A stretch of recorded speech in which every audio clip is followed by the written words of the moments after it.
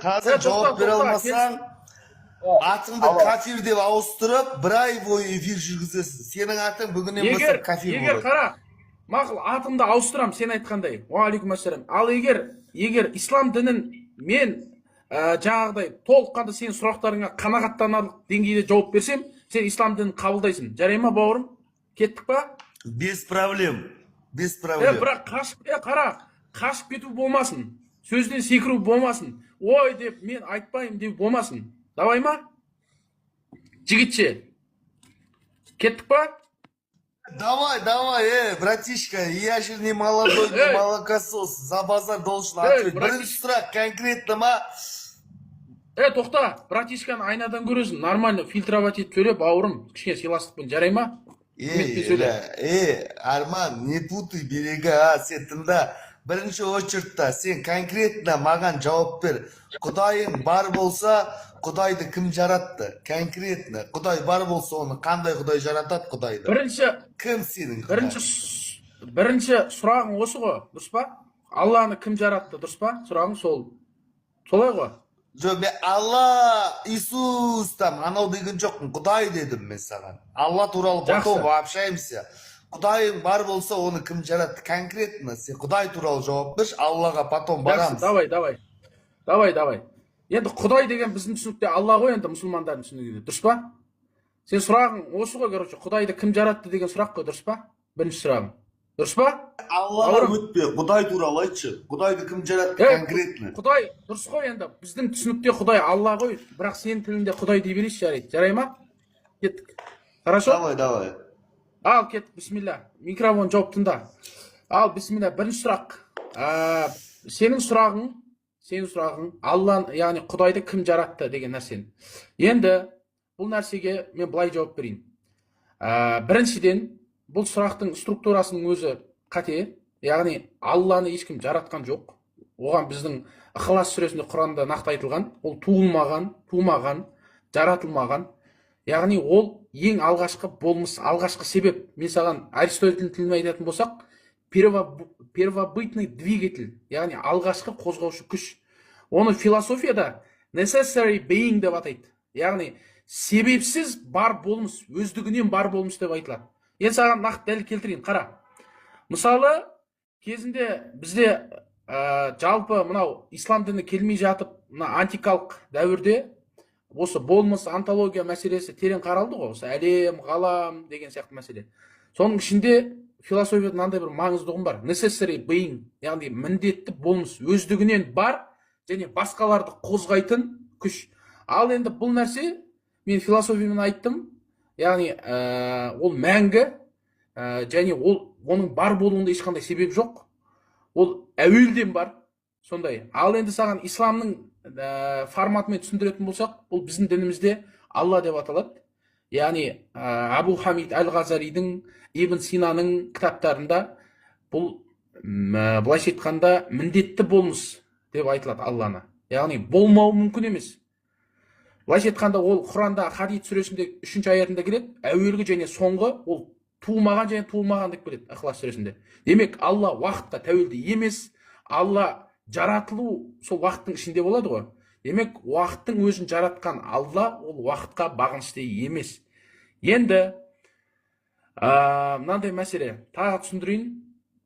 Мынау Алланы кім жаратты деген сұрақты енді саған тағы былай ашып берейін. Мысалы, егер Алла тағаланы басқа да бір құдірет иесі жарататын болса, онда ол абсолютті болмыс иесі деген өзінің құдірет иесі деген қасиетінен айырылады. Демек, Алланы кім жаратты деу, оны жаратылған заттардың санатына қосу, яғни мақлұқат деп атаймыз.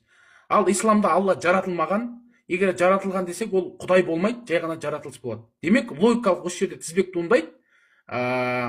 Бұл Алла міндетті болмыс, ол әуелден бар, первобытный двигатель, яғни барлық өмірдегі материяларды жаратады, және еш нәрсеге ол тәуелді емес. Оны кәламда осындай космологиялық дәлелді Абу Хамид Әл-Ғазали келтіреді. Яғни, кәлам тілімен айтатын болсақ, Алла уақыттың сыртындағы болмыс.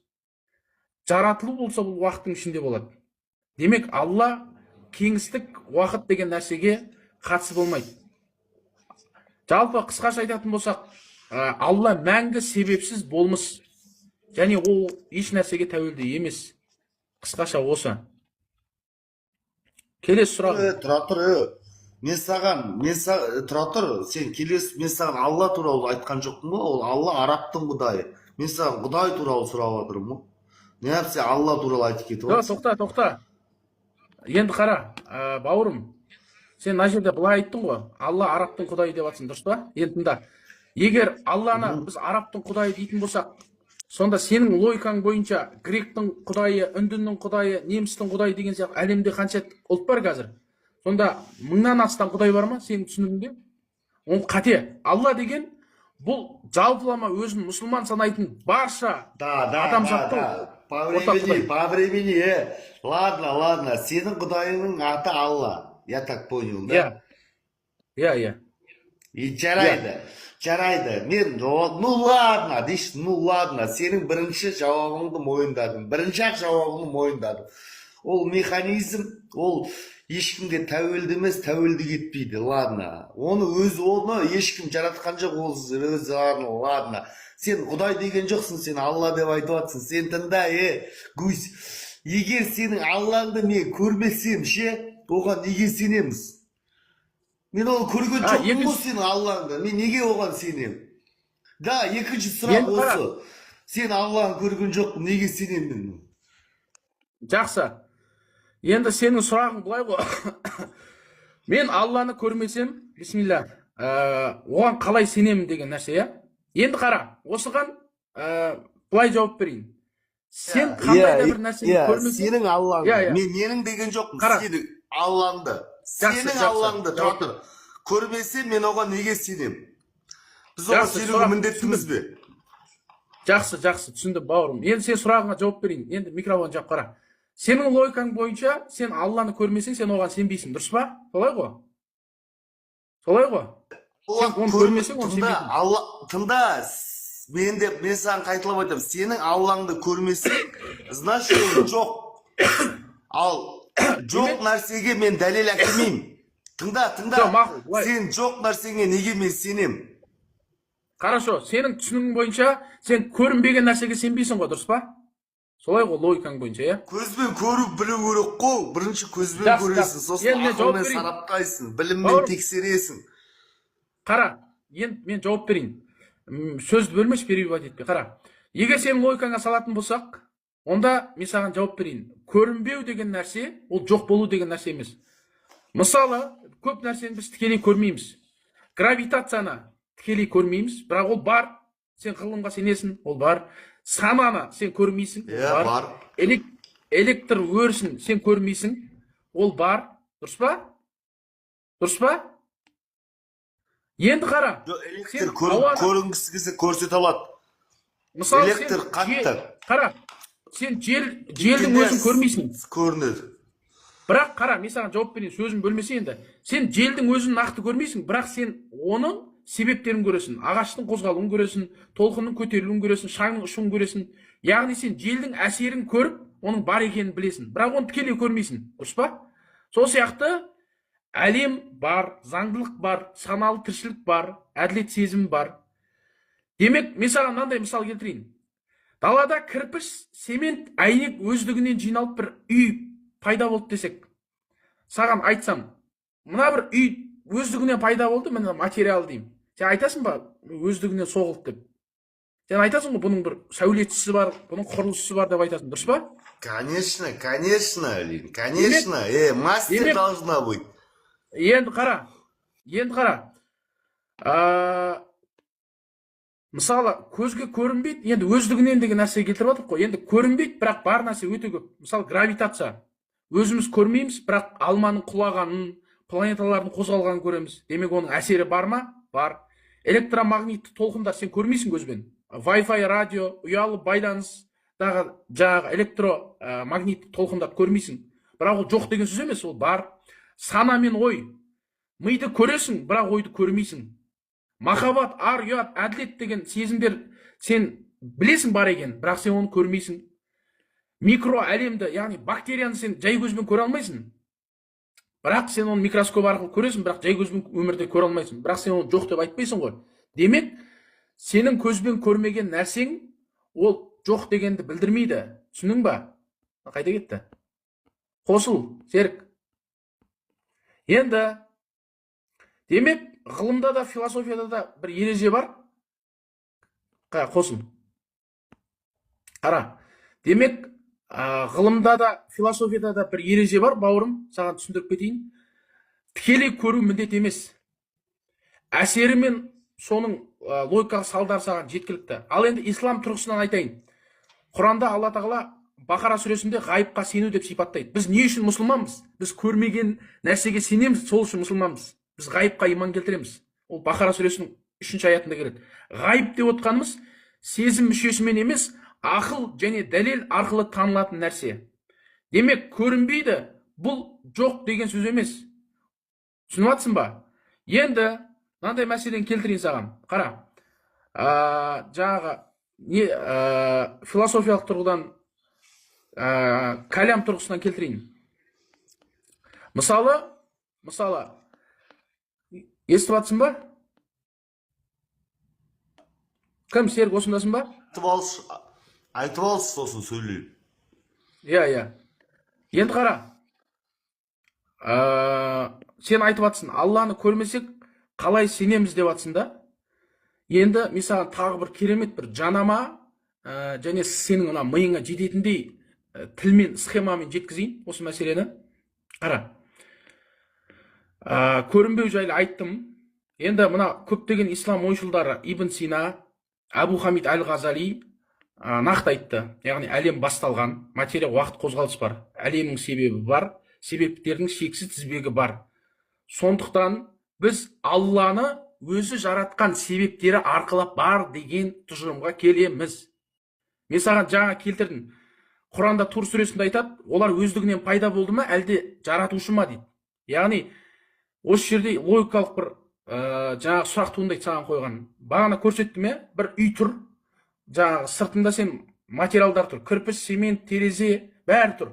Сен тұрасың да, бір айналып келсең, үй дайын тұрады, соғылып. Сен айтасың ба, ол өздігінен соғылды деп? Сен айтпайсың ғой, оған әсер етуші қандай да бір күш бар? Мастер соқты ғой, біреу ақша төлеп соқтырды ғой, мастер бар ғой, сәулетші бар ғой, қазақша айтқанда. Демек, оның құрушысы, оның жаратушысы, жасаушысы бар ғой. Өндірушісі деп айтайықшы, жасаушысы, дұрыс па? Солай ғой. Тұратыр, сен айтып бош, сосын сөйлейіп. Ислам философиясында сенім үш түрекке сүйенеді, қара.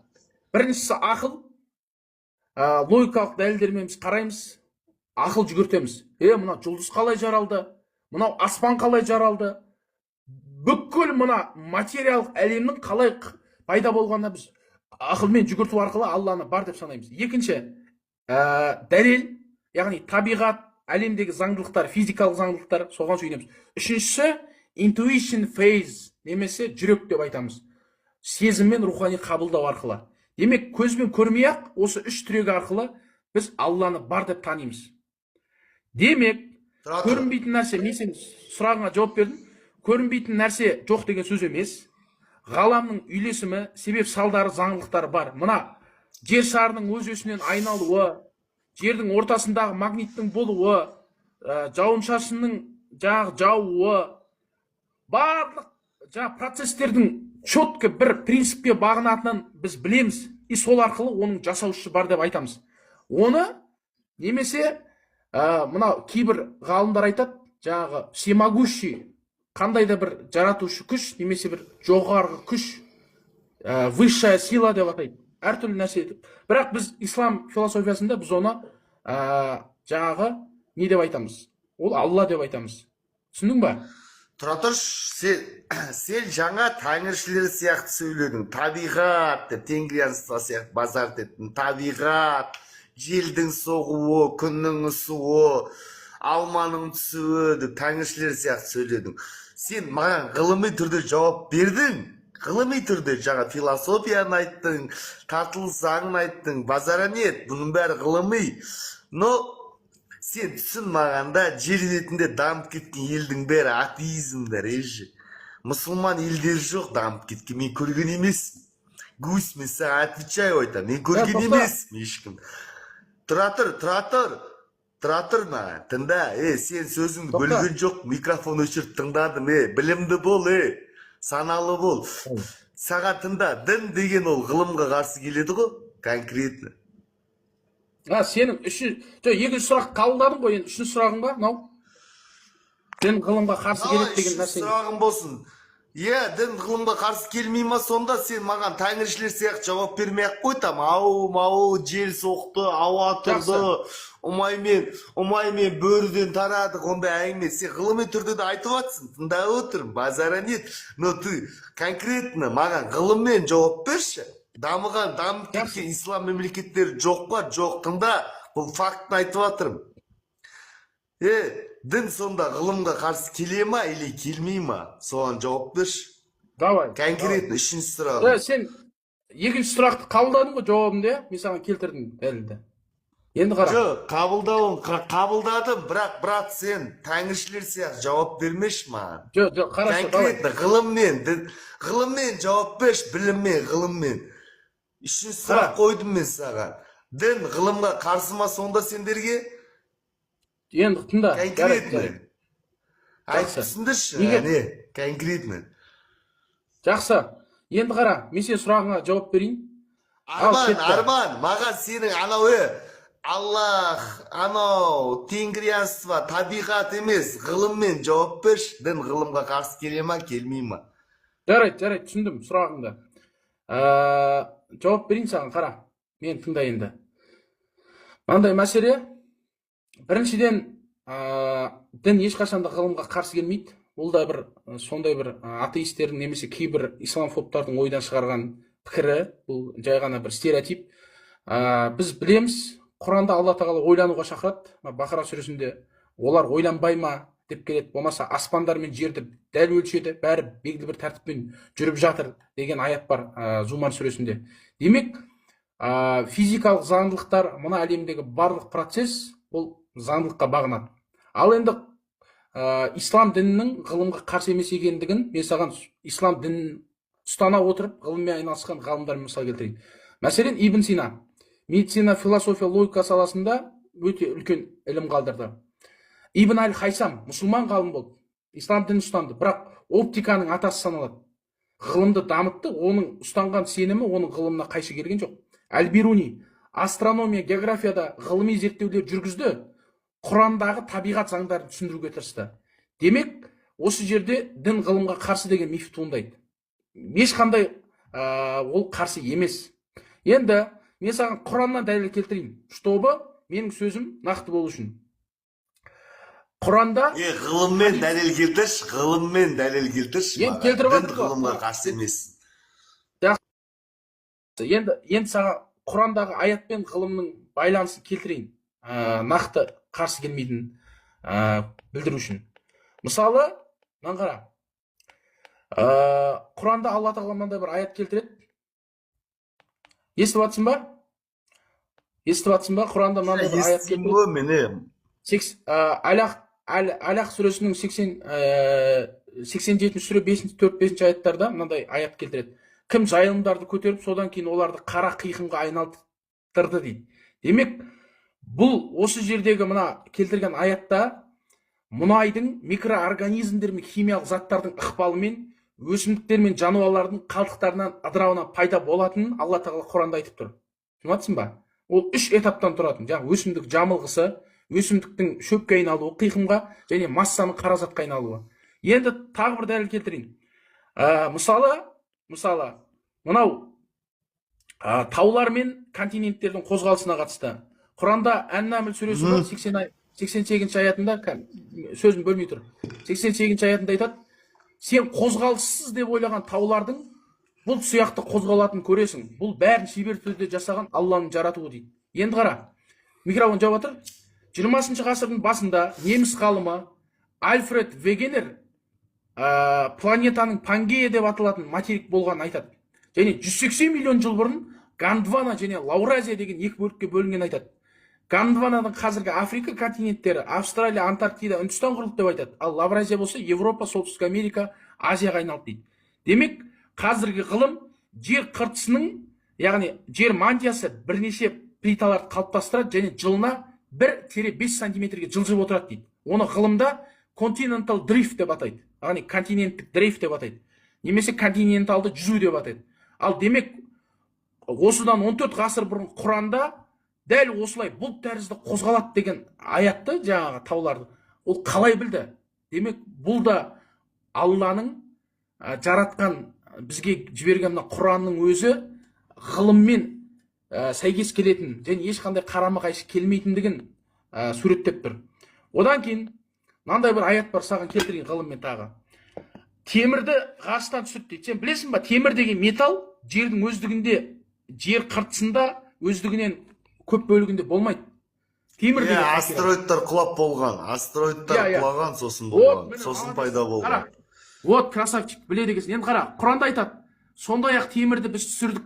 Онда мықты әрі күшті адамзатқа қажеттері бар дейді. Әл-Хадид сүресінің 25-ші аят. Темір жер қыртысының 5%-ын құрайды. Сол үшін де біз нақты айтамыз. Осы 25-ші аятта біз түсірдік деген аят, бұл ғалымдардың анықтағанындай, темірдің едәуір бөлігі бұл жер планетасына көптеген құйрықты жұлдыздар, яғни кометалардың, астероидтардың түсуінің нәтижесінде болды дейді. Ал қарсы келетін болса ғылым дінге, бұл қайдан пайда болды? Енді тағы мынандай бір дәлел келтірейін. Бұл енді четкі тағы бір дәлел. Мынау жаңағы бізде адамдана, сендер балшықтан жасады, адамдана балшықтан жасады деп келеді ғой Құранда. Жаңа адам атаны. Сол кезде жаңа рухымнан топырақтан пайда болдық. Соны сендер миф ертегі дейсіңдер ғой. Енді қара, саған дәлел келтірейін. Сот сүресінде келеді. Арақтың ертегісі ол. Арақтың ертегісі. Енді ғылыммен жеткізейін.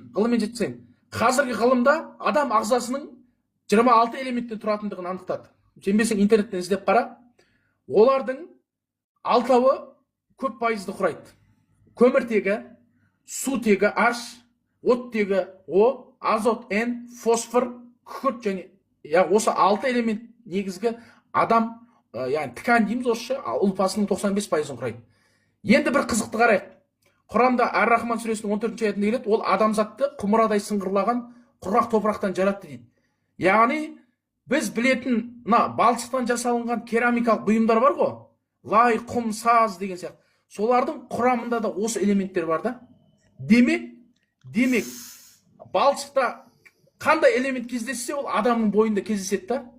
Демек, ғылымның өзі осы нәрсемен дәлелдейді. Енді саған айтайын, ғылым айтып жатсың ғой, дамымаған мұсылмандар ешқандай ғылымға үлес қоспаған. Енді саған Нобель сыйлығын алған мұсылман ғалымдар жайлы айтайын. Мысалы, Ахмед Хасан Зевайл, мысырлық химик, Нобель сыйлығы. Ахмед Хасан Зевайл, жаңағы мынау мысырлық химик, химия бойынша Нобель сыйлығын алған. Пожалуйста, Мухаммад Абдусалам, мынау пәкістандық физик теоретик, Нобель сыйлығының лауреаты. Түсініп ба? Былайша айтқанда не бойынша, атомды бомба бойынша. Сосын түріктерде ғалым бар, Азиз Санжар деген. Именно сол Азиз Санжар ДНК-ның механизмдерін зерттеген үшін Нобель сыйлығын алады. Нагиб Махфуз, мықты, ол да ғалым. Жаңағы Габриэль Бавенди бар, ол да мұсылман ғалымы, 1961 жылы алған. Абдулразақ Гурна бар, мысалы, ол да жаңағы Нобель сыйлығын иегері. Былай қарап тұрсақ, ғылымда өз үлесін қосып, Нобель сыйлығын алған мұсылман ғалымдар жетерлік. Ал оны қоспағанда ғылымның негізін салған мұсылман ғалымдары. Пожалуйста, келтірейін. Қазір робототехника ғой, қазір біз айтамыз ғой, цифровизация деп, дұрыс па? Искусственный интеллект. Ты знаешь, робототехниканың атасы кім екен білесің ба? Робототехник. Әл-Джазари. Пожалуйста, сен мысалы қолданатын сандарды, мынау жаңағы алгебра, болмаса мына информатика деген сабақтардағы негізгі алгоритм жүйесін кім ойлап тапты? Кім? Әл-Хорезми. Түсініп ба? Демек, қаншама ғылымның негізін салған жаңағы мұсылман ғалымдар жетеді да. Түсініп ба? Сол үшін де нақты біз айтуымыз керек. Мұхаммед ибн Муса әл-Хорезми алгебра мен алгоритм негізін салды. Ибн Халдун социология, әлеуметтанудың негізін салды. Ибн Сина медицинаның атасын салды, жаңағы атасы саналады.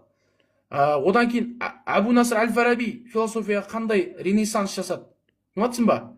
Демек, сен айтып жүрген ғылымды біздің мұсылмандар қаншама ғасыр бұрын негізін салып кетті. Мұсылман ғалымдар саған жеткен жетістіктерді келтірейін тағы тізбекпен. Қара, алғашқы қағаз шығаратын фабриканы кім ашты? Ибн Фазл ашты. Микробты алғашқы анықтаған ғалым. Ақшам сен дейін.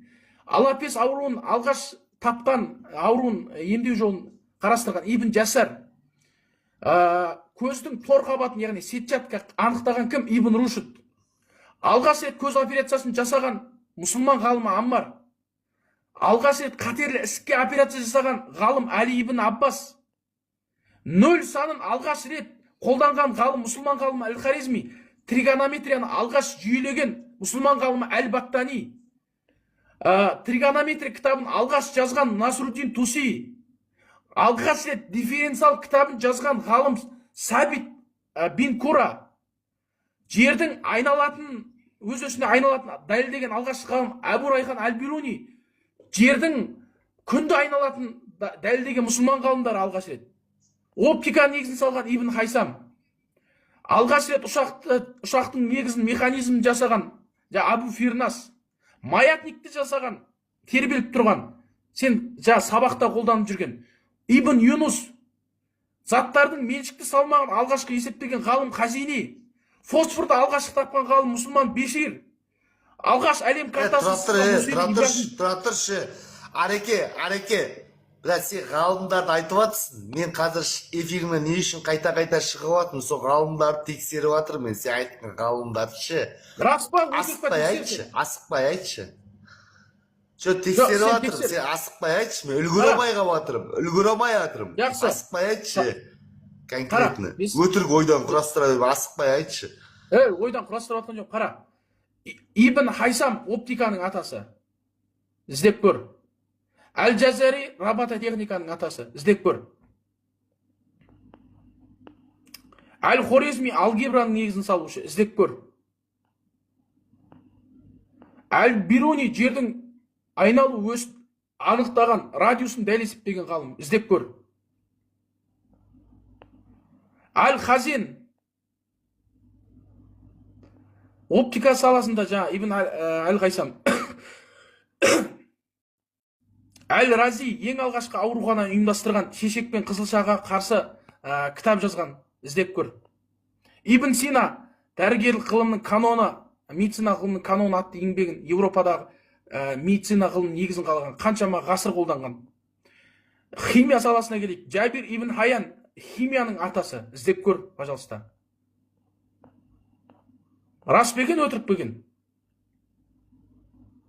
Не ғой, Ареке, енді айретті өзім неудобно оқып қалдым. Сенің айтып отқан ғалымдардың бәрін тексеріп жатырмын қазір Google-да жазып. Сенің айтып отқан сөздерің шындық, бірақ енді сен ғылыми түрде шындық жауап бердің. Бауырым, не әбесу, мен кішкене эмоцияға беріліп артық сөйлеп қойсам базар жоқ. Сен жауап беріп жатсың да маған, типа мұсылман тілінде, мұсылман тілін қоспа деп ғылыми тілде жауап бердің. То есть атеисттардың тілінде. Дәлелің бекім екен.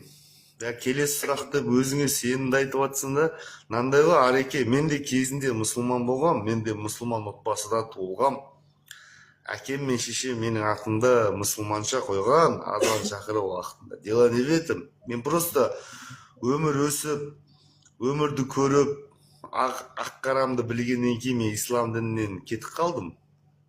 Себебі ғалымдар жоқ деп ойладым исламда. Сен қазір химия тілінен де Ибн Синаны айттың, Азизді айттың, Түркияда шыққан. Барлығын мен сен айтқаныңнан жазып тексеріп оттым мына Google-да, өзің байқап отырсың ғой эфирден. Қайта-қайта шығып, қайта-қайта. Просто ладно, ғылымнан да мен успокоился. Маған бір сұрақ жауап берші. Мен лично мұсылман болып жүргенде бір нәрсе естігем. Лично айтайын, мен әкемнен естігем, марқұмнан. Тағдырың сенің жазылып қойған деген. Әкем марқұм айтатын, әкем кеткенде 10 жылдан асты марқұм айтатын. Тағдыр дейді, адамға жазылып қояды дейді. Сен тыңда, менің атеист болуым тағдырға жазылып қойған болса, мен неге бұл үшін жауап беруге міндеттімін? Бұл да менің сұрағым. Жақсы. Тағдыр жазылып Сенің қойса, сұрағың- неге мен жауап беремін? Төртінші сұрағым. Конкретно. Мына сұрағың базар жоқ, мені таңғалдырды. Мынау үшінші сұрағың ерекше. Сен маған бір мұсылман тілінде сөйлемей, Аллаху, маллаху, баракату, маракатуды айтпай, ғылыми тілде жауап бердің, базара нет. Оны мойындап тұрмын, сен бүкіл ғалымдарыңды мен тексердім. Сен жауап берші, адамның, егер әкем айтқан, адамның тағдыр жазылып қойса, біз ол үшін, поэтому, почему ответственность несем? Біз неге ответственность аламыз олар үшін, конкретно? Жақсы, түсіндім. Төртінші сұрағым. Хорошо. Бисмилля. Бисмилля, таваккалту, ла хауля ва ла куввата илля биллах. Я Раббим. Бисмилля, кеттік. Саған арабша әңгіме айт деген жоқпын ғой, мен сұрағыма жауап берсең, не айтып кеттім? Баракату, маракату. Жауап берейін деп отырмын, тыңдаса енді. Жалпы сенің сұрағың былай ғой. Саған не айттың? Баракату, маракату, құлаху, бірдеңе, не айттың? Ол мен дұғам, жай ғана. Давай тыңдаса енді мен. Қара. Мен сұрағыма жауап берсе, сен қумасай. Жоқ, тыңдасай сен енді. Сұрағың былай ғой. Егер біздің тағдырымыз жазылып қоятын болса, онда біз не үшін Алланың алдында жауап береміз деген сұрақ, дұрыс па? Сені мазалап жүр. Мысалы, маған атеист болу тағдырыма жазып қойды, ұры болуды жазып қойды, фидофил болу тағдырыма жазып қойды. Неге мен бұл үшін жауап берем? Мен тағдырыма сен фидофилсің, сен зинақорсың, сен арамсың деп жазып қойды. Мен ұрысың, или неше түрлі бар, коррупционерсің, бәрін жазып тастады. Феминистсің, не бар, бәрін жазды. Мен неге оған жауап берем? Ол сенің Аллаң жазып қойды. Сенің Аллаң, менің емес, сенің Аллаң жазды мен тағдырыма. Жақсы. Сен тыңдасай. Тыңда. Сенің сұрағың былай болып тұр ғой. Егер Алла тағала бізді жаратып, тағдырымызды жазып қойса, онда біз неге жауап береміз? Енді сұрағыңа жауап берейін. Зачем судить? Это же абсурд, болмайды ол. Енді тыңда, қара, жауап берейін. Жалпы исламда тағдыр ілімін зерттейтін саланы хадар ілімі деп атайды. Және ғалымдар айтады, тағдыр екіге бөлінеді. Жаңа муаллах, муғаллам, яғни өзгеретін тағдыр, өзгермейтін тағдыр. Енді саған түсіндірейін. Алла тағала мынау жаңағы жазып қойған тағдыр тақтасына, жазып қойған тағдыр, өзгермейтін тағдыр, сенің қашан туылатының, қандай елде, қандай отбасыда туылатының, және қашан өлетінің бұл жазылып қойған. Демек, бұл өзгермейді. Енді не үшін сенен сұрау сұрайды? Айтайын, осы екінші мәселеге қатысты. Өзгеретін тағдыр деген нәрсе бар. Яғни, сен қандай да бір өз еркіңмен жасайтын әрекет, жауапкершілік, күнделікті шешімдер, сенің таңдайтын мамандығың, жаңағы ізгі жол таңдайсың ба, жаңағы зұлымдықты таңдайсың ба? Бұның барлығы сенің ықтиярыңа берілген. Демек, Алла тағала Құранда Бақара сүресінде айтады, 286 аятында, әр адам өз әрекеті үшін жауап береді. Алла тағала тағдырды жаратты, және ол өзінің әлим, бәрін білуші деген сипатымен сенің не таңдайтыныңды білді, соған сай ертең қияметте жауап сенен алады. Өйткені сен жамандықты таңдасаң да, жақсылықты таңдасаң да, сен өзің білесің. Демек, бұл жерде былай, тағдыр жазылған, сенің өлетінің, туылатының, қысқаша айтатын болсақ, ал сен жауап бересің не үшін? Сен жасаған әрекетіңмен, өзіңнің ықтиярың, еркің арқылы жасаған әрекетіңе жауап бересің. Алла білет, бірақ сен әрекет етесің. Енді мысал келтірейін саған, сен түсінуің үшін, сен миыңа жету үшін. Мысалы, сен үйге барасың, сен өз еркіңмен шешесің, автобусты күтіп жолдан өту, болмаса таксимен қайту. Алла тағала сен қандай таңдау таңдайтын білет, бірақ сен сол жерді таңдауын таңдайсың. Дәл сол секілді сен күнәні жасайсың ба, болмаса сен жаңағы ізгі амал жасайсың ба, оны сен өзің таңдайсың. Демек, бұл жерде мынандай бір схема шығады. Алланың жазған тағдыры өзгермейтін, мына ғаламның заңдары, сенің өмір сүру ұзақтығың, және сенің жаңағы осы туылуың мен өлуің ғой бастысы. Ал Алланың саған беретін мүмкіндігі еркіндік деген феномен беріп тұр. Яғни ықтияр деп айтамыз. Сен таңдау жасай аласың, сен әрекет жасай аласың, сен шешім таңдай аласың және жауапкершілікті жасай аласың. Құранда Алла тағала айтады, қаласаң күпірлік жолын таңда, қаласаң ізгілік жолын таңда, ол сенің еркіңде. Демек, тағдыр деген осы. Сонда Шәкәрім тілмен айтайын саған түсіндіріп. Шәкәрім айтады, жаңағы туылу мен өлуді бұл не деп айтады? Тағдыр деп айтады. Ал сол туылу мен өлудің арасындағы үлкен траектория жолды тіршілік деп атайды. Түсінесің ба? Қысқаша айтарым болсақ, осы енді сол неден саған мысал келтірейін. Жаңағы туылу мен неге қатысты? Өлуге қатысты. Естіп жатсың ба? Қара. Естіп отырмын. Иә, қара. Қысқаша айтатын болсақ, бұл туылу мен өлу, бұл кәдімгі бекіп қойған, сенің еркің араласпайтын аймақ. Бұл оған сенің ықтималдығың жүрмейді. Сен қанша қаласаң да, қаламасаң да, ал жаңағы соның арасындағы әрекетті сен өзің таңдайсың. Бүкілін сен таңдайсың. Бұл жерде ешқандай басқа проблема жоқ. Болды. Қысқаша айтатын болсақ. Тұра тұр. Ареке, сен негізі ойландырып жүрдің да, мен бағанадан бері мен саған қарсы шығып агрессив сөйлеп отырмын ғой негізі. Сен негізі ойландырып тастадың. Ойланатын айнымайттың сен қарсы енді. Ғылым түріне сұрадым, ғылыммен жауап бердім. Адами тұрғыда сұрадым, Шәкәрімді айтып отырсың. Мына бауырым, бір айта салайын, бір өлең, осы өлеңді саған айта салайын. Мынау сол өлеңді келеді Шәкәрімнің. Ортасы өмір жоқтық қой екі басы, сағымдай екі жоқтық арасында тіршілік деп аталар біраз жасы деген өлең бар. Сонда сағымдай жоқтың арасында тіршілік деген сөз адамның өмірі мен өлімнің арасындағы жолды жаңа тіршілік деп атайды. Ол сенің таңдауыңмен жүзеге асады. Ал соңғы сұрақ па, бесінші сұрақ? Жоқ, енді тұра тұршы, мына сұрақты түйіндайыншы. Яғни менің арақ ішу ішпеуіме өзімнің қалауым әсер етеді, оған Құдайдың қатысы жоқ қой, дұрыс па? Жоқ. Құдай тағала ол сенің арақ ішкенін қаламайды, бірақ сен арақ ішетініңді біледі да, өзінің абсолютті біліммен.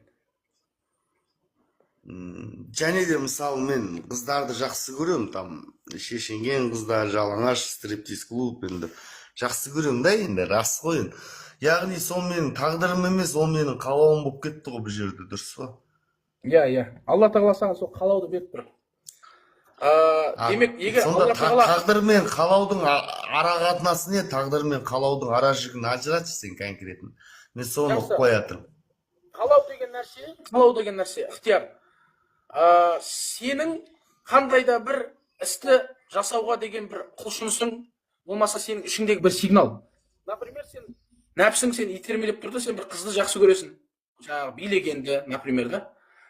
Бірақ Алла тағала ол сені, Алла тағала сені міндетті түрде сені бір қолынан ұстап барып, күштеп барып, сен қызға барып қосып қоймайды. Саған еркіндік береді.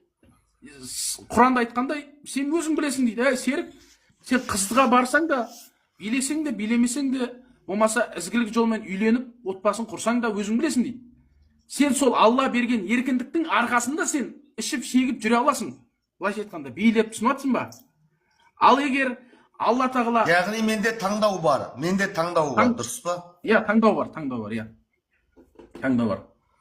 Қысқаша Яғни мен арақ ішіп, арақпен кетсем де өзім білем, педофил болып балаларға қызықсам да өзім білем, дұрыс па? Бірақ осы жасаған әрекетің үшін Құдайдың алдында сұраласың. Педофил болсаң да, жемқор болсаң да, түсіндің ба?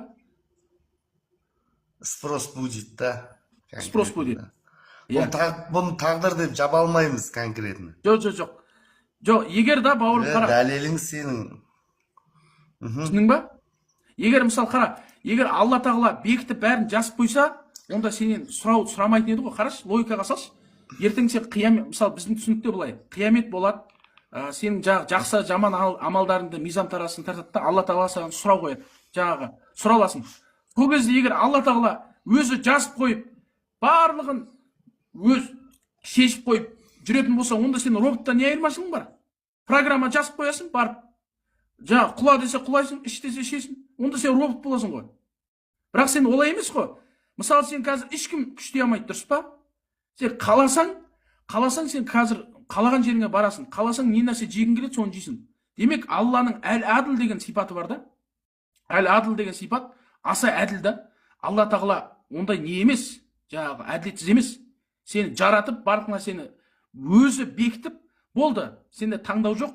Менің айтқаныммен жүресің деген ондай саған программаны, бағдарламаны енгізбейді саған.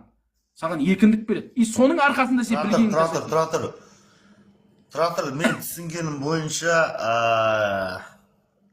сенің айтуың бойынша, типа ислам дінінде қалай түсіндірем, сен періште емессің дейсің ғой, короче, қателеспейтін, иә? Иә, бірақ Алла тағала айтады, сендердің тәубелеріңді қабыл етуші дейді. Сен өле-өлгенше тәубе етіп үлгеретін болсаң, яғни Аллаға қайтып Алла тағала сенің күнәңді кешіреді. Өйткені Алла әр-рахим, әр-рахман. Аса мейірімді, аса... Любой күнәні кешіре ма? Любой күнәні? Любой күнәңді. Енді Алланың құзырындағы оның нәрсе. Жоқ, мен Аллаға қанша рет қарсы шықтым, Алланы боқтадым, Алланың ана пайғамбарына тіл тигіздім. Мен өмірде көп нәрсе істедім ғой, мен бауырым, қанша адамды жылаттым, қанша мысалы ана әкесін, ана мен декан болып жүрген кезде ебана барып қанша студенттің көз жасына қалдым. Алла соның бәрін кешіре сала ма? Кешіреді, бауырым. Сен шынайы тәубе етсең кешіреді, бауырым. Шынайы Аллаға... Шынымен кешіре ма? Мен анамды жылаттым. Әкемнің жерлеуіне қатыспадым, ол мұсылман болғандықтан. Бәрін кешіре бере ма Аллаң сенің? Алла тағала аса рахымды, аса мейірімді. Сен шынайы тәубе етіп, бағынсаң кешіреді. Сен енді қандай сұрағың бар тағы көкейіңде жүрген, бауырым, айта бер. Мен саған неше сұрақ қойдым, Ареке, тоқташ. Төртеу қойдың ба, қанша қойдың? Төртеу қойдың ғой? Иә, төртеу қойдың да, иә, ғылыми түрден де, ислам түрден де сен негізі дұрыс жауап беріп жатсың. Ладно, соңғы бір сұрағым ғой? Иә, қазір қандай... О, араб ертегісі жаңа пайғамбардың ертегілері бар ғой, анау не деп айтады? Мұғжиза туралы айтшы маған конкретно.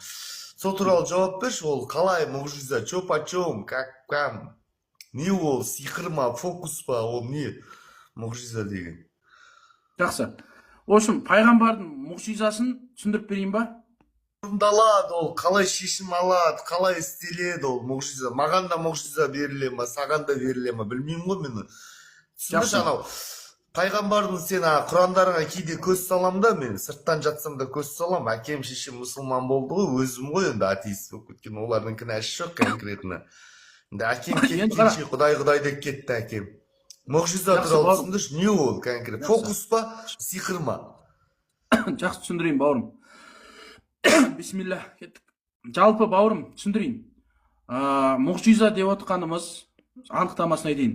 Мұғжиза бұл пайғамбардың Алланың рұқсатымен жасаған бір ерекше құбылысы адамдарға Алланың шынайылығын көрсету үшін. Яғни мұғжиза бұл кәрамат, бір чудеса деп айтамыз ба, орысша айтқанда. Яғни қандай да бір табиғи заңдармен адамның күшінен тыс болып көрінетін Алланың көмегімен орындалатын таңғажайып құбылыс. Яғни мұғжиза бұл тек пайғамбарларға беріледі. Бірақ бұл ғылым мен логикаға қайшы емес, керісінше олардың үйлесімін көрсетеді. Енді мысал келтірейін, ғылыми тұрғыдан түсіндірейін. Мұғжизаны біз екі түрден алып қарайық. Мысалы, Алланың шексіз күшінің көрінісі ғой. Мысалы, ғалам заңдары бойынша болмайтын, бірақ Алланың құдіретімен мүмкін болатын құбылыстар бар. Мысал келтірейін. Құрандағы Мұсаға берілген жаңағы теңізді екіге бөлу. Немесе Мұсаның қолындағы асат аяғының жыланға айналып кетуі. Былай қарасаң, табиғат заңдарына қарсы көрінеді. Бұл мүмкін емес. Табиғатты сиқырмен жасау, фокуспен жасауға болады. Жоқ. Бұл бірақ сиқырмен емес. Бұл Алланың құдіретімен және көмегімен жүзеге асады. Енді тағы мысал келтірейін. Кейбір мұғжизалар... Тоқта, Ареке, тоқта. Менің бір-екі фокустик достарым бар. Адам миына киім кимейтін нәрсені істейді. Бірақ ол Олар қалай фокусник сонда? достарым. Солда мұғжиза ма? Жоқ, фокусниктардың жасайтын сиқыры ол арнайы бір сондай комбинацияда, ол қандай да бір оның құпиясы бар, былайша айтқанда. Түсініп ба? Ал енді қара, пайғамбарлардың жасайтын мұғжизасын адам өздігінен жасай алмайды. Бұл тек Алланың көмегімен, құдіретімен болады. Енді мысал келтірейін. Мысалы, пайғамбарымыз Мұхаммед Мұстафа саллаллаху алейхи уассаламның айды екіге бөлуі. Бұл тарихи деректерде хабарланған құбылыс, иә? Былай қарасаң, мүмкін емес сияқты көрінеді. Бірақ ол мүмкін. Қалай? Ол жерде мысалы кезінде қазір үндінің Чераман Перумал деген патшасы бар. Сол өз заманында айды екіге бөлінгенін тамашалағанын айтады. Сол дәлел, қара, саған мұғжизаға дәлел келтірейін. Қазіргі Ұлы Британиядағы үнді қолжазбасының музейінде сақталған. Жотам, сақтаулы. Аты кім? Атын айтшы, қалай табам мен оны? Жаңағы Чераман Перумал деген патша, жаңағы айды екіге Шераман Перумал деп жазам, Шераман Перумал. Аха, қас тексерем мен. Айта бер. жоқ, жақсы. Енді қара, Чераман Перумал деген жаңағы кезіндегі үндінің патшасы, сол замандағы 7-ші ғасырдағы, сол өзінің көргенін өзінің қолжазбасы арқылы қалдырады, үндінің королі. Бұл Британия кітапханасының үнді офисінде сақталған. Енді саған қалай жазсаң болады, оны былай жазсаң болады. Ағылшынша. Why is there no historical evidence for the splitting of the moon? Деп іздейсің ағылшынша. Немесе evidence of Prophet Muhammad саллаллаху алейхи уассалам деп іздейсің. Жаңа when the moon split деп іздейсің ағылшынша. Сол кезде саған түпнұсқасы шығады. Яғни айдың бөлінуін көрсететін, жаңағы соны дәлелдейтін музейдегі қолжазба бар Британиядағы. Іздеп көр, сенбесең. Британский музей. Арман, братан, не сам. Ау. Короче, былай ғой, сен жаңа айтып отырсың да, тағдыр деп адам жазылады өлге. Жігіттер қазір сөйлесіп алайықшы.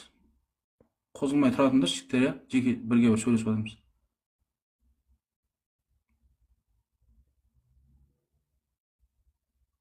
Бар ма екен, Серік? Мен тексердім, сенің айтып отқан сөзіңде шындық бар екен. Бұл енді былай айтады, аңыз бойынша полегенда деп жазылған. Сосын аңыз бойынша осындай король, осындай тамашалаған деп жазылған. Бірақ полегенда деп жазылған. Жоқ, қараса енді, тыңда. Енді сол көргені жайлы жазылған қолжазба бар ғой. Демек, ол қолжазба бар деген сөз. Бар, полегенда деп жазылған. Енді тыңдаса. Күнделігінде жазылған, ол дневникта жазылған, ол өзінің күнделігінде жазып кеткен сол жайлы. Енді тыңда. Аңыз шындыққа жанасады, дұрыс па? Аңыз деген бұл ертегі емес, қиял ғажайып, дұрыс па? Бұл шындыққа жанасады. Мысал келтірейін. Тарихта Жиренше Шешен туралы аңыз бар. Жиренше Шешен болған ғой тарихта, дұрыс па? Дұрыс па? Полегенда болған. Жоқ. Енді мынандай нәрсе ғой, бауырым, аңыз деген ақиқатқа құрылғанда, демек, оның егер біз ешқандай қолжазба болмайтын болса, яғни дәптер болмаса, жаңа хат, онда біз айтамыз, бұл өтірік деп айтамыз. Демек, оның жазған қолжазбасы Британия жаңа музейінде сақтаулы тұр. Біз факт ретінде соны өзі жазған дневнигі сақталып тұр. Сол жерде ол жазған айды екіге бөлінген. Ол рас әңгіме екен. Мен қазір тексеріп келдім.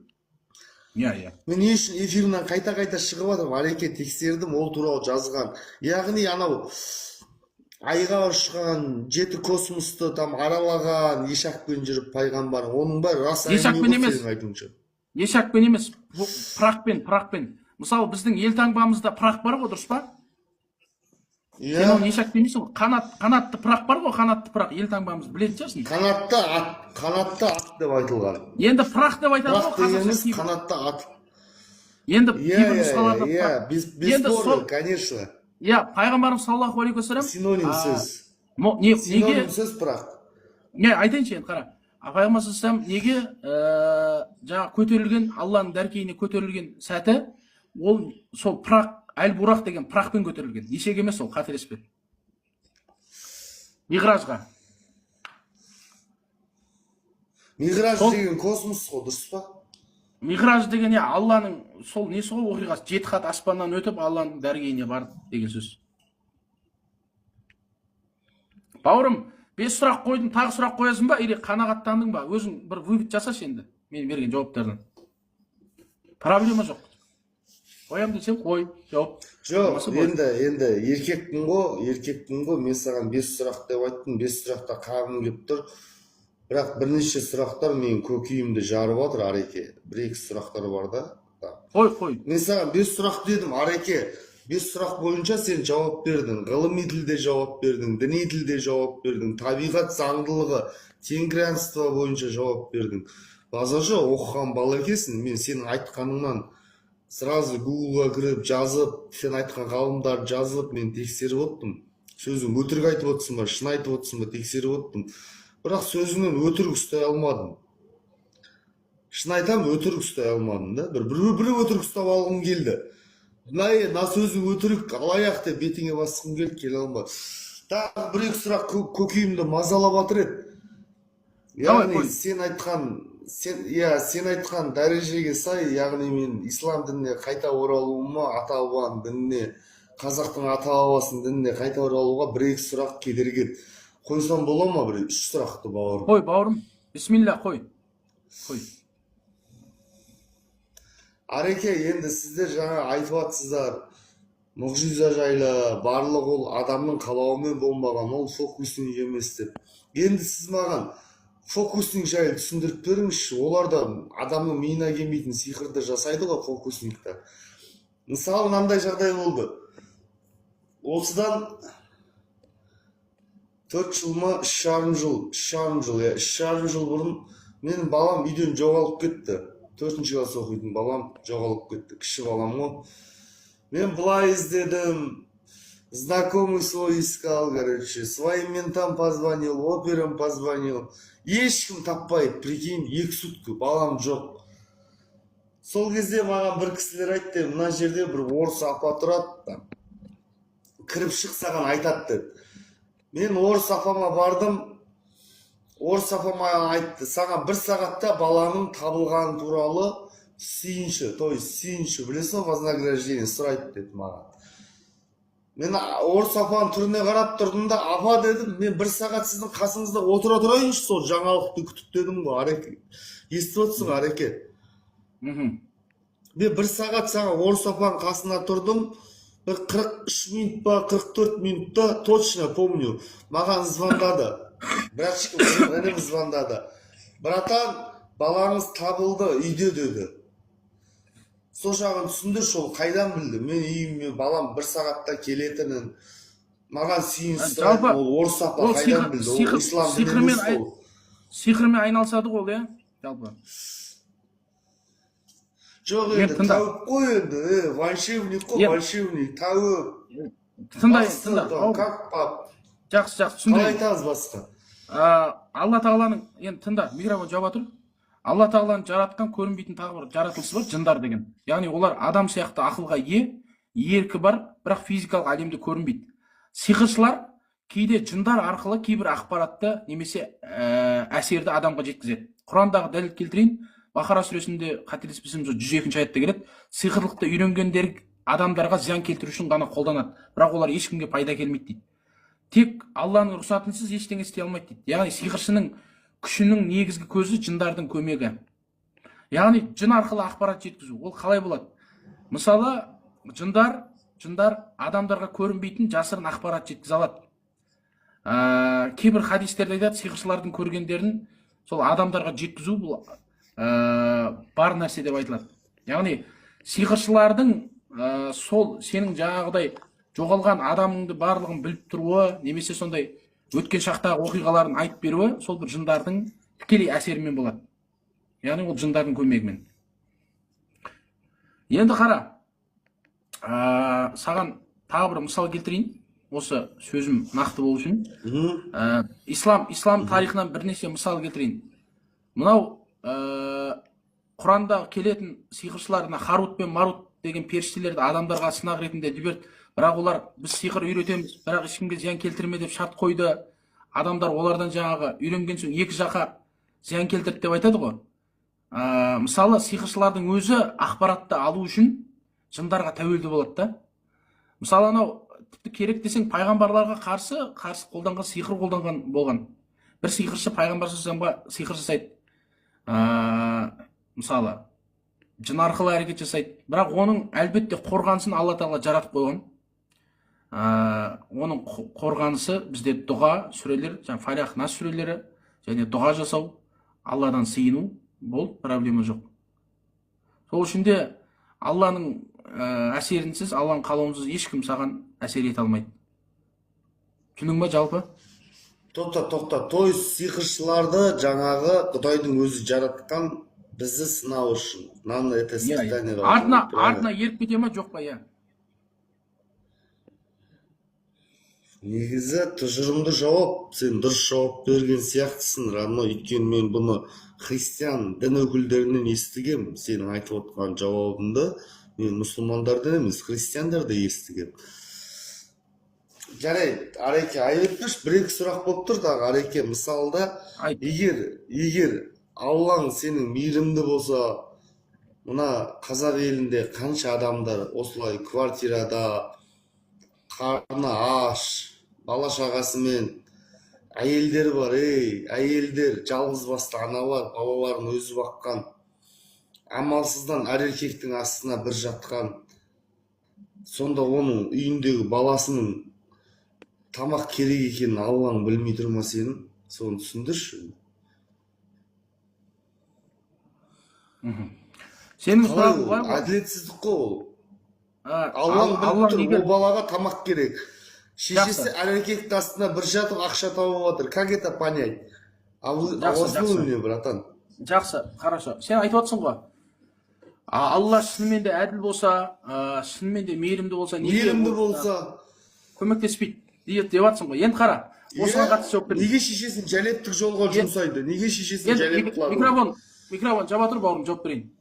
Жалпы ислам философиясында бұл өмір біздің қалай түсіндіріледі? Сынақ мекені деп түсіндіріледі. Демек, Алла Тағала Құранда бізге ескертіп қойды. Біз адамдарды сынау үшін оларды әртүрлі нәрсемен сынаймыз. Қорқынышпен, аштықпен, малмен, жануарлармен. Жаңағы аштықтың, аурудың, адамның жаңағы осындай бір сынақтардың болуы бұндай элементтердің. Бұл өмірге заңдылық. Түсініп отырсың ба? Демек, Алла мейірімді, бірақ адамдарға еркіндік берді. Кейде аштық, зорлық адамның өз әрекеті немесе қоғамның дұрыс жұмыс істемеуінен пайда болады. Мысалы, кейбір жағдайларда бай, мықты адамдардың әділетсіздігі, жемқорлық себеп болуы мүмкін, немесе соғыстар себеп болуы мүмкін деген сияқты. Ал енді қара, Құдайдың мейірімділігінің саған призмасын түсіндірейін. Алла Тағала сондай зұлымдық көрген адамдарға егер оған шыдап, Аллаға шынайы иман келтіретін болса, оған сыйлық дайындап қойды да. Ол жұмақ. Демек, аштық, бұл ауырлық адамдар тәрбиелейді. Және басқа адамдарға қайырымдылық, садақа, мейірім көрсетуге мүмкіндік береді. Демек, жоқ, кішкентай баланың не күнәсі бар? Кішкентай баланың не күнәсі бар, Ареке?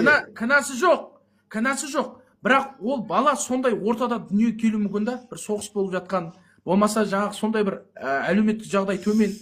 Енді қара, не үшін саған мысал келтірейін? Егер логикаға салайық, бұл әлемде барлығы жаңағыдай керемет болатын болса, барлығы тамаша болатын болса, адамдардың бәрі бай, молшылықта өмір сүретін болса, кімге жақсылық, кімге қайырымдылық жасайды адамдар? Кімге зекет береді? Дамыған елдерде, братан, дамыған елдерде жәлептер көп қой. Дамып кеткен Америка, Европада жәлептер жетеді. Енді олар аштықтан барып жатыр ма, әлде олар өзінің таңдауы ма? Айтшы. Қалай ойлайсың? Олар аштықтан қиналып барып жатыр ма дамыған елдерде? Оған мүмкіндік бар ғой басқа жұмыс жасауға да. Дұрыс па? Ол инвалид емес. Дамыған елдерде аштықтарға қарсы бөлетін стипендиялар бар, бөлетін пособиялар жетеді ашқан. Европа, Америкада. Мысалы, Олар Мысалы, енді андай менің айтуым бойынша өз қалауымен барып жатыр, там ақша тауып алайын, дүние жасап алайын, пока жүзім сұлу, бойым жылу деп. Мне кажется. енді қараш, мен саған бір нәрсе айтайын. Бір сөзбен айтқанда, бауырым, былай да, Алла тағала аштықты, ауруды бәрін жаратты да, және сол арқылы сынақ жіберді барша адамзатқа. Енді оның сауабын әлбетте қияметте береді. Және бұл Алланың заңдылығы, өйткені бұл өмір сынақ алаңы. Бұл өмірде барлығы идеальный болмайды, бауырым. Түсінесің ба? Және сол қиналып жатқан адамдарға сен көмектесетін болсаң, саған да сауап жазылады. Демек, Алла тағала бір-біріне себеп қылып жаратып қойған. Түсіндің ба? Түсіндің ба? Енді түсіне бастаған сияқтымын. Демек, Алланың мейірімділігі сен арқылы жүзеге асуы мүмкін да. Мысалы, бір аш балаға сен барып тамақ апарып бердің, осы жерде Алланың мейірімі іске қосылды да, сенің жүрегіңе сол ойды салды. Түсіндің ба? Міне принцип қалай жұмыс жасайды. Схеманы көрдің ғой? Сонда тұра тұр. Біздің елде Алла тағала байларды жаратты, яғни оларды сынап. Кедейлерді жаратты сынап. Кедейлерді не үшін олай сынады? Жаман жолға түсіп кете ма деп. Байларды да солай сынады. Жаман жолға түсіп кете ма деп. Яғни байлар кедейлеріне қамқор болсын. Кедейлері ешқандай жағдайда Құдайдан бас тартпасын деп жасады ғой. Вот, дұрыс айтасың. Кедейлер қанағатшыл болсын, байлар жаңағы иман жоғалтпасын, қайырымды болсын деп. Түсіндің ба? Яғни бір байымыз қуып атса, бір кедейіміз тозып атса, бұл Алланың қалауы болғанмен, Алланың рұқсат етілген нәрсесі болып тұр ғой, дұрыс па? Иә. Болды, бауырым, саған сұрағым жоқ менің. Давай өтінішіңді айт, орындайын, что там естейін. Жоқ, былай келсек, бауырым, мен енді қанша білмеймін, 6 ма 7 ма, 5 сұрақтан көп жауап бердім сен сұрағыңа ше. Енді сен толыққанда негізі 5 сұрақ дегенбіз, негізі Ареке 5 сұрақ дегенбіз, бірақ сен одан да көп жауап бердің. Басында келіскен шарт па? Басында келістік сол ма? Да, былай істейік, бауырым. Сен бірінші ризашылықпен шын көңілмен айт. Сен шынайы қанағаттандың ба? Жүрегіңе жетті ма? Ой, түсіндің ба? Соны айт нақты. Негізі маған мынау енді жүрегімде бала кезден жүрген сұрақтар еді да, бля, как это сказать, бля, детский травма дейміз ба, көңілімде қалып кеткен сұрақ еді. Біздің батя сәл андай кісі болды ғой, жалқаулау кісі болды ғой, батя. Бірдеңе болса Алланың қалауы, Алланың тағдыры дей беретін. Маған ұнамайтын сол. Анама да ұнамайтын. Екеуі ажырасты, потом әке кетіп қалды ертерек. Әке ислам дінінде жүрген себебінен мен ислам дінінен шықтым, атеизмға келдім. Мен тенгризмді қолдаймын. Олар табиғат заңымен жауап береді. Бірақ сен ғылыми түрде де, табиғат түрінде де, адами фактордан да, барлық фактордан маған жауап бердің, бауырым. Шын айтам, мырзамын саған. Жауаптарыма толық. Екеуміздің сұрақ жауабымызда толыққанды мен жауабыма қанағаттандың, дұрыс па? Енді келіскен бойынша сен иман келтіріп дінді қабылдайсың. Жігіт, сен сөзінде тұрасың ғой, қашып кетпейсің ғой. Қашпайсың ғой. Сөзіне секірмейсің ба? Бауырым, айт.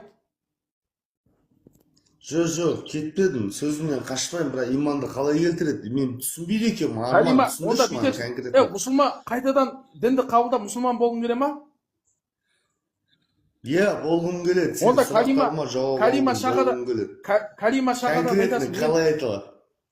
Мен айтқанымды қайтала. Бірінші жаңағы несін айтасың, енді өзің арабша түпнұсқасын мақұл, сосын мағынасын айтамын. Бля, неге арабша айту керекпіз оны? Хей, бауырым, бұл түпнұсқасы солай. Шахадат солай айтылады. Давай кеттік. Сосын бұл сонда жаратқан Алланың үкімі ма, осылай айтсын деген? Иә, Құран тілі ғой, бауырым, Құранның тілінде айтасың ғой. Иә, не деп айтам, арабша мен қатты түсіне бермеймін. Айтшы, не деймін? Даусың шықпай жатыр, Ареке, даусың қатты естілмей жатыр маған.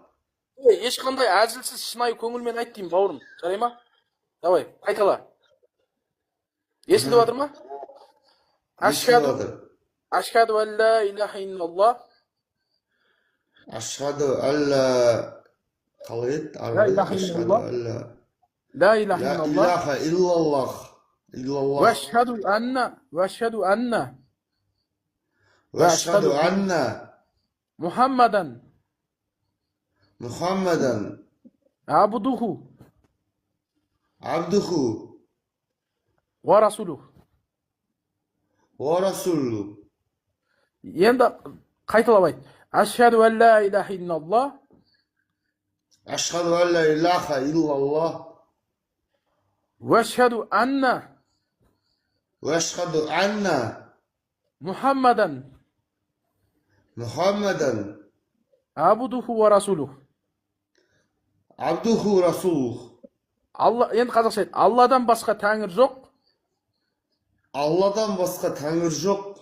Мұхаммед оның құлы әрі елшісі.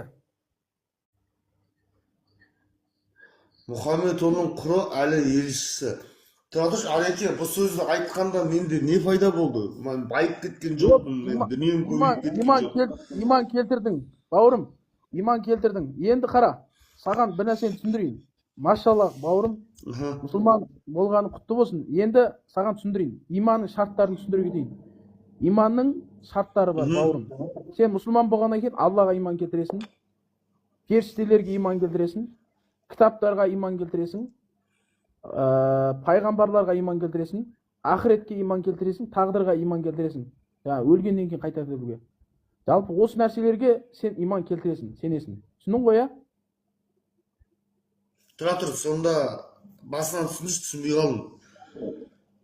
Иман шарттары деймін да. Сен иман келтірдің ғой қазір, калима шахадат айттың, дұрыс па? Ислам дінін қабылдадың, дұрыс па?